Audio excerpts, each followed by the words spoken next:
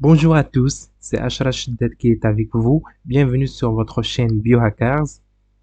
Bienvenue au monde des études supérieures. Bienvenue à l'université. Vous commencez un nouveau chapitre dans le livre de votre destinée. Vous commencez une nouvelle vie estudiantine. Vous n'êtes maintenant plus des élèves, mais plutôt des étudiants.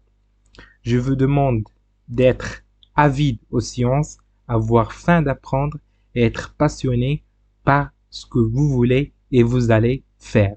Je ne veux pas entrer directement dans le vif du sujet et entamer le cours, mais j'aimerais bien si cette communauté qui étudie la biologie, que ce soit en L1, S1, à la faculté des sciences, que ce soit à la faculté de médecine, médecine dentaire, infirmerie, vétérinaire, les études d'agriculture, bref, toute, toute branche qui a des modules de biologie, je veux qu'il aille quelque chose de commun entre eux, une passion,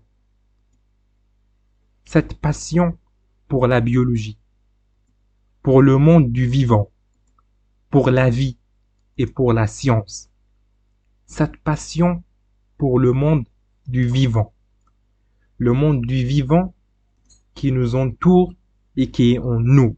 Si la biologie vous ennuie, vous la détestez, pas de panique. Changez de cursus autant que c'est possible.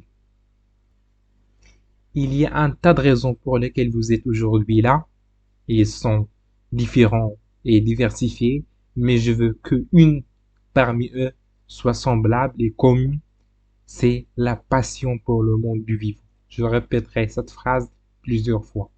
Parce que, comme je dis toujours, la biologie, c'est une science dure à supporter, difficile à comprendre, mais facile à aimer. Vous devez aimer ce que vous ferez pour être performant à titre personnel et professionnel. La passion va vous guider, va vous donner la motivation et l'énergie nécessaires, exigées pour être discipliné, assidu, pour persévérer et sacrifier de votre temps pour travailler un travail acharné pour continuer votre chemin vers la réussite et l'excellence académique. À part ça, il faut noter que vous êtes là pour devenir des professionnels de biologie, des professeurs, des médecins, des ingénieurs, des chercheurs, des techniciens, et j'en passe. Si je vous demande le bilan énergétique de la respiration, je sais et je suis sûr et certain que vous le savez. Décrivez-moi une voie métabolique, corrigez cet exercice, montrez que ça, j'en suis sûr et certain que vous répondrez juste. Mais malheureusement,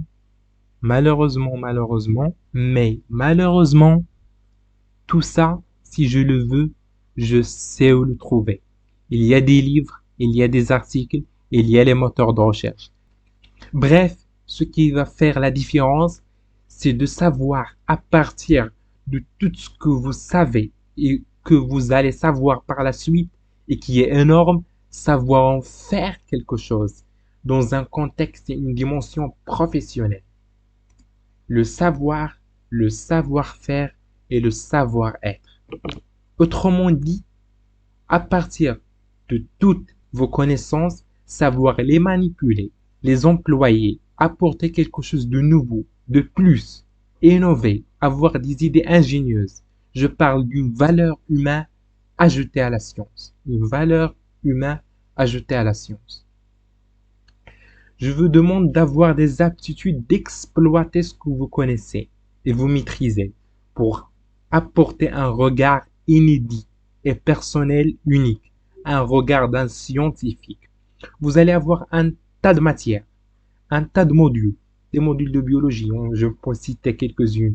Biologie cellulaire, biologie moléculaire, biologie animale, biologie végétale, d'autres modules de chimie, de physique, de mathématiques.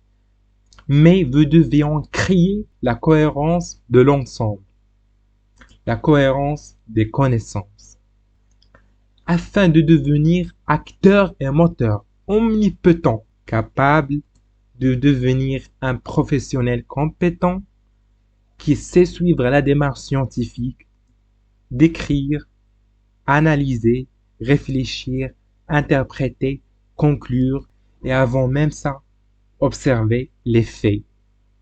La biologie est quasiment philosophique et elle était une branche de la philosophie.